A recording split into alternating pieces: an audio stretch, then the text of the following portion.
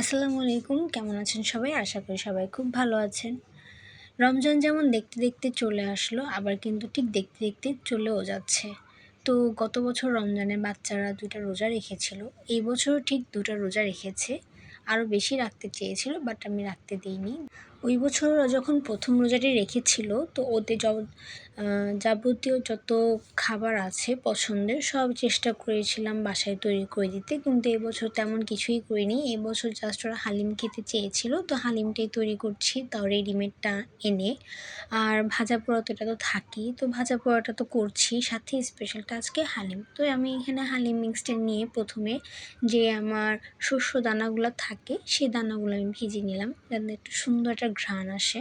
তারপরে হচ্ছে কিছু পানি দিয়ে এটা কিছুক্ষণের জন্য ভিজিয়ে রাখলাম। হ্যাঁ, তারপরে এখানে আমি ভাজাভাজি শুরু করে দিয়েছি। অলরেডি পেঁয়াজ আমি ভেজে নিচ্ছি। আমি কিন্তু অল্প তেলে রান্না করা পছন্দ করি, যেহেতু আমার এটা আয়ত্তে আছে। পেঁয়াজটা আমি অল্প তেলে আমি রান্না করতে পারবো, তো আমি এটা অল্প তেলেই করি। কিন্তু পেঁয়াজ, আলু চপ, বেগুনি তো অল্প তেলে করা যায় না, তো একটু বেশি তেলেই করতে হয়। যাই হোক, তুলনামূলক কম তেলটাই দিই।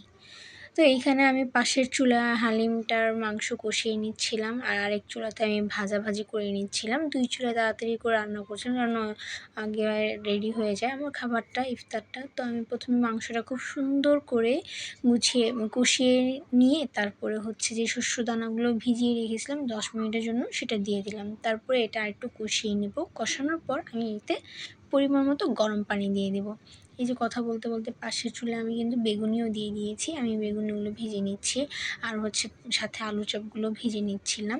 আলু চপ, বেগুনি আমি কিন্তু ওই যে বললাম তুলনামূলক কম তেলে ভেজে, মানে চেষ্টা করি ভেজে নেওয়ার, কারণ তেলটা এমনি রোজার দিন, তার মধ্যে এত তেল খেলে একটু সমস্যা হবে, তো আমি চেষ্টা করি একটু কম দেওয়ার।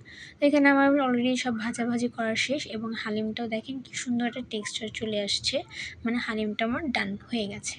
এখন হচ্ছে আমার সার্ভ করার পালা। আমি আস্তে আস্তে সব গুছিয়ে রাখছিলাম। এখানে আমার পেঁয়াজও একটা প্লেটে তুলে নিলাম, খুব সুন্দর হয়েছে দেখতে, মাশাআল্লাহ। এখানে আমার বেগুনিগুলো তৈরি এবং আলু চপগুলো তৈরি, আমি সব এক সাইডে রেখে এখন হচ্ছে আমি হালিমটা ডেকোরেশন করে নিব। তো হালিম ডেকোরেশনের জন্য আমি আদা কুচি, পেঁয়াজ বেরেস্তা করে রেখেছিলাম। তো পেঁয়াজ বেরেস্তা, আদা কুচি, ধনিয়া পাতা, হ্যাঁ, আর কাঁচামরিচ কুচি এগুলো নিয়েছি। প্রথমে আমি সুন্দর করে পেঁয়াজ বেরেস্তাগুলো ছড়িয়ে দিলাম। পেঁয়াজ বেরেস্তাগুলো আমি খুব সুন্দর করে ছড়িয়ে দেওয়ার পর তারপর হচ্ছে আস্তে আস্তে সব কিছু দিব। এখানে অনেকে আদা কুচিটা পছন্দ করে না, কিন্তু আমার মনে হয় হালিমে আদা কুচিটা খুবই পছন্দ, মানে খুবই ভালো লাগে, আমার কাছে খুবই ভালো লাগে। তো আমি একে একে সব দিয়ে দিচ্ছিলাম। হালিমটা যেমন দেখতে সুন্দর হয়েছে, ঠিক খেতেও তার থেকে বেশি মজা হয়েছে। তো এই ছিল আমার আজকের ইফতারের আয়োজন।